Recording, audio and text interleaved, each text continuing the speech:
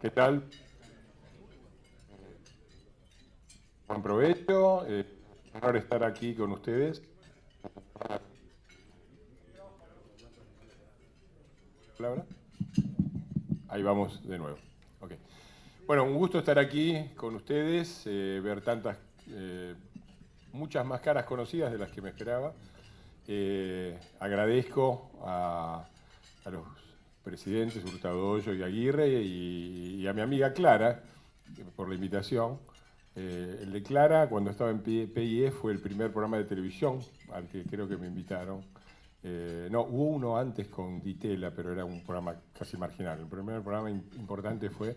Y recuerdo que en la antesala de ese programa conocí a una señora que me interesaba mucho, que se llamaba Elisa Carrió, y tuvimos una interesante charla donde yo le recomendé que fuera candidata a jefa de gobierno de la Ciudad de Buenos Aires porque ese era el camino para la presidencia, hace mucho tiempo, y era nomás.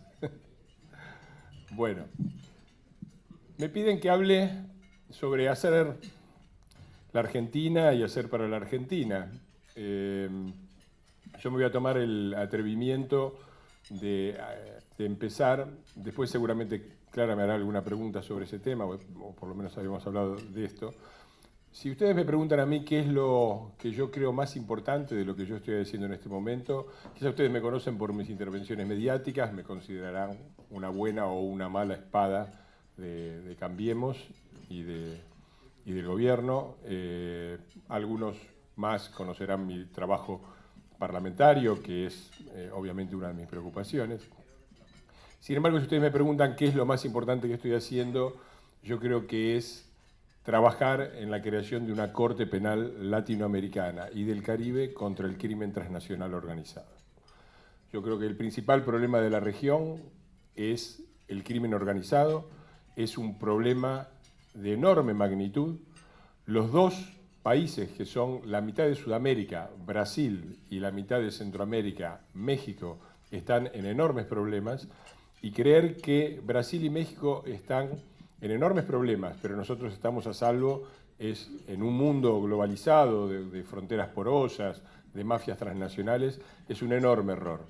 Cuando digo que están en problemas, estoy hablando de 34.000 muertos en el último año en México y 63.000 muertos, homicidios, gran parte de ellos ligados al crimen organizado, en Brasil.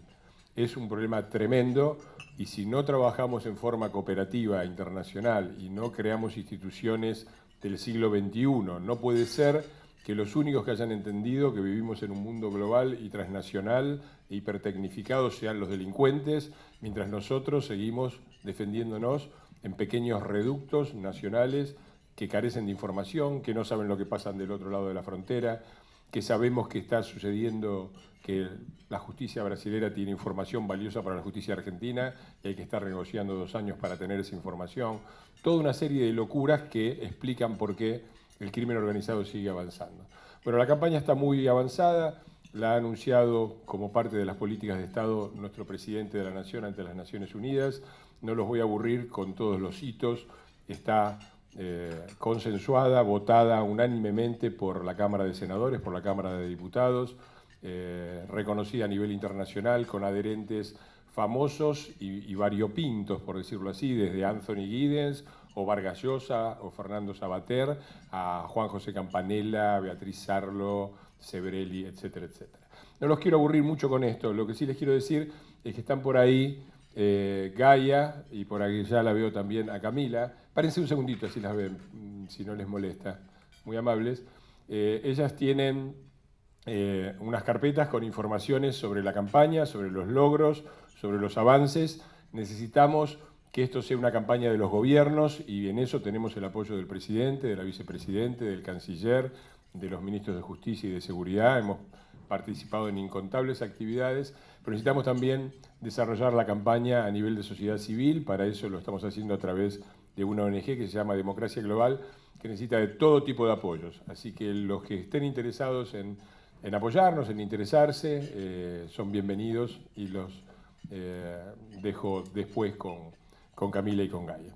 Y voy a lo central, que supongo que es el interés, que es el tema específico de de qué es lo que está pasando, qué estamos haciendo por la Argentina, dónde estamos, dónde vamos. El impacto, obviamente hoy es un día muy especial, es el día de los anuncios de una serie de medidas. Entonces yo voy a tratar de hacer un balance muy rápido y sucinto de lo que ha pasado hasta ahora y de lo que se viene en los próximos meses. Lo que ha pasado hasta ahora, en mi opinión, es que hemos tenido, no coman ahora porque para así no se atragantan, un gobierno extraordinariamente exitoso. Un gobierno extraordinariamente exitoso en todo, menos en una cosa fundamental, que es la economía de corto plazo, que es, según parece, lo único que les interesa al 80 o el 90% de los argentinos, o por lo menos es lo que el peronismo nos hace creer desde las redes. Entonces, ¿por qué digo esto? Si nosotros razonamos como creo que es correcto razonar y entendemos que un gobierno es mucho más que su Ministerio de Economía, yo creo que hemos vivido en estos 3 años una auténtica revolución en casi todos los aspectos de la vida argentina. Para empezar, en uno central, que es la lucha contra la corrupción y contra la impunidad derivada de la corrupción. Hay contramarchas, no hemos llegado todavía a ningún puerto, estamos en plena navegación, pero también es cierto que no ha habido en la historia argentina tantos corruptos presos y sobre todo tantos políticos corruptos presos como los que hay ahora. Y no solo no los ha habido en este nivel en toda la historia, sino que yo creo que la cantidad de políticos corruptos presos en este momento en el país es más alto que en toda la historia argentina sumada. Porque si yo les digo, nómbrenme 30 políticos que por corrupción, en un país donde la corrupción ha sido galopante durante siglos, nómbrenme 30 políticos corruptos presos en la historia argentina, y creo que no los van a encontrar. Y sin embargo estamos en eso. Y sin embargo hay una esperanza cierta, no una seguridad, porque mucho se va a definir en estos meses, hay una esperanza cierta de acabar en la Argentina con la corrupción y con la impunidad. Y eso es una perspectiva nueva. Eso tiene desde puntos muy neurálgicos, para mencionar ahora, que es, por ejemplo, la obra pública cuesta un 30, un 40% menos de lo que costaba, porque este no era el país en que gobernaban unos corruptos que pedían un 5 o un 10%.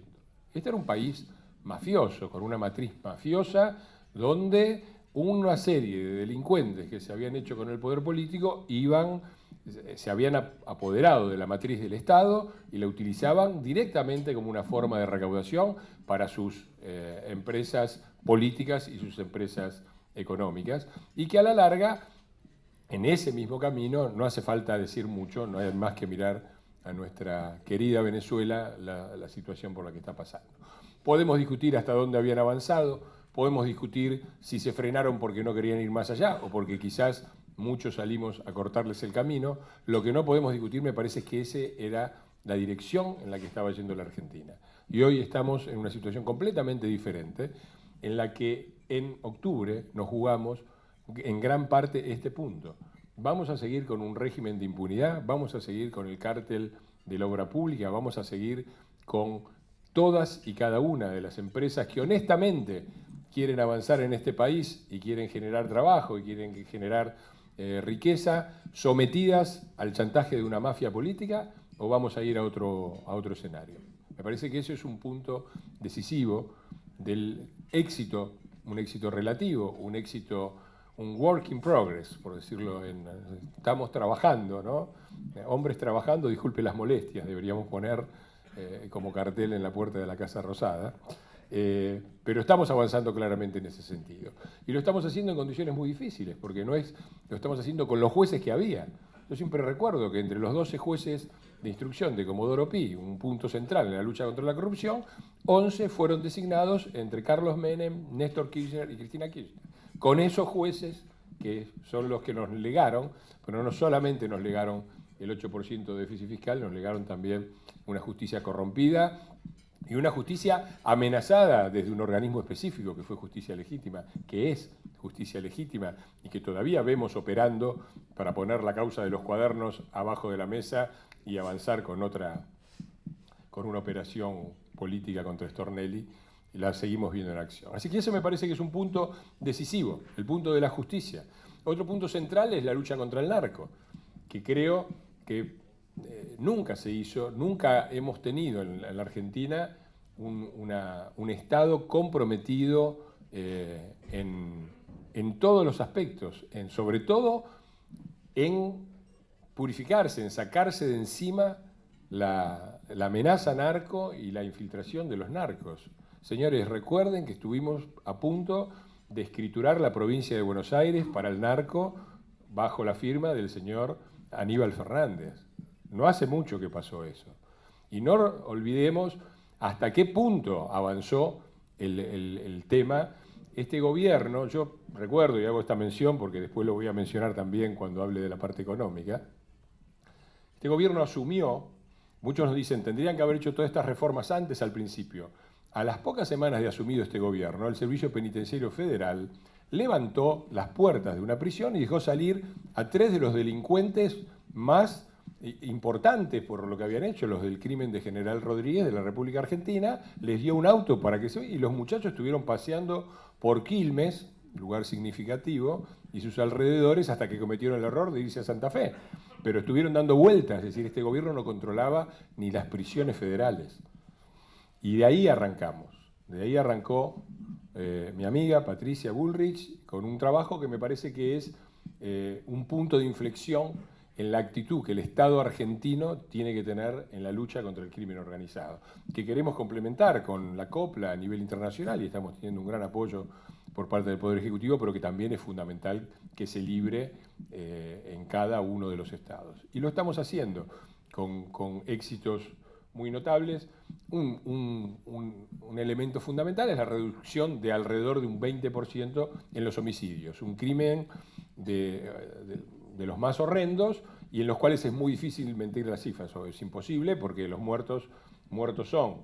Ha habido una reducción notable en pocos años del 20%, cuando en toda la región la tendencia es exactamente la contraria, y no estoy hablando solo de Brasil y México, hablo de países con una institucionalidad fuerte como Uruguay, que está en este momento en niveles de homicidio y de violencia superiores a los que tiene la Argentina.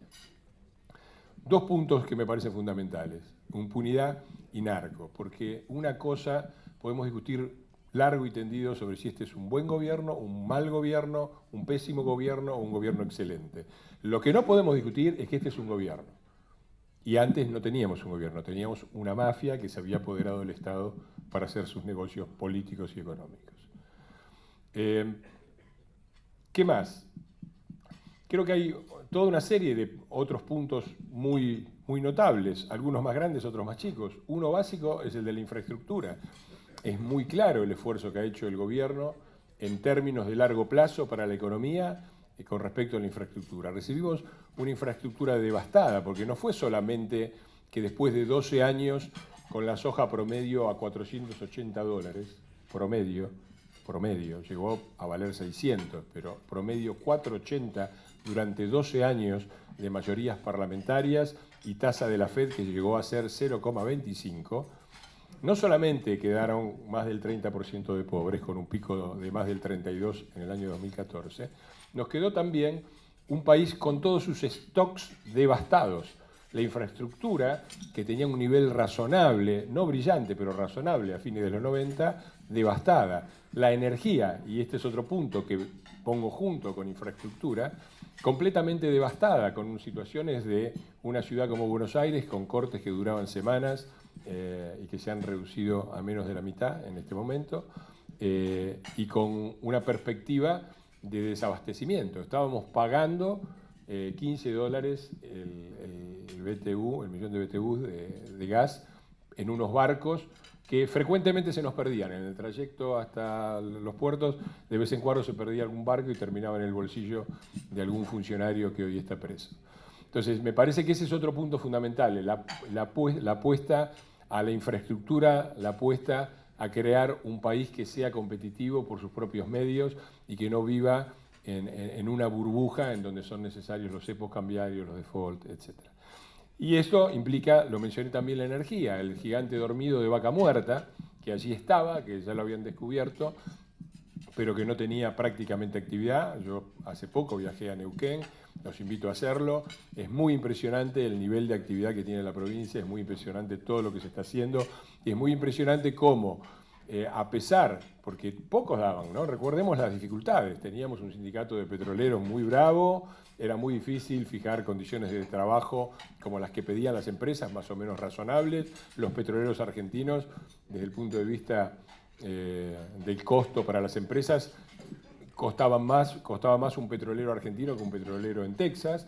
Entonces, todos esos inconvenientes no pequeños se fueron salvando y hoy tenemos una situación en la cual estamos yendo no solamente al superávit energético, y a la exportación, sino también a una mejor componente, porque lo otro que está pasando es que se duplicaron la proporción de energías renovables, tanto por la fotovoltaica solar en el norte como la eólica en el sur, y en este momento estamos prácticamente en el doble en términos de energías renovables con respecto al total. No parece poca cosa, como también parecen cosas marginales, pero también en estos 3 años se duplicó la superficie de parques nacionales, que tiene no solamente una componente ecológica de preservación, sino una componente de desarrollo. Yo he estado en Corrientes, en el Liberá, y he visto personalmente cómo esos pueblos que uno los veía abandonados, sin actividad, se han llenado de pequeños hotelitos, pequeños emprendimientos. El chico que antes tenía que abandonar y quedaba solo la familia de los padres, quedándose y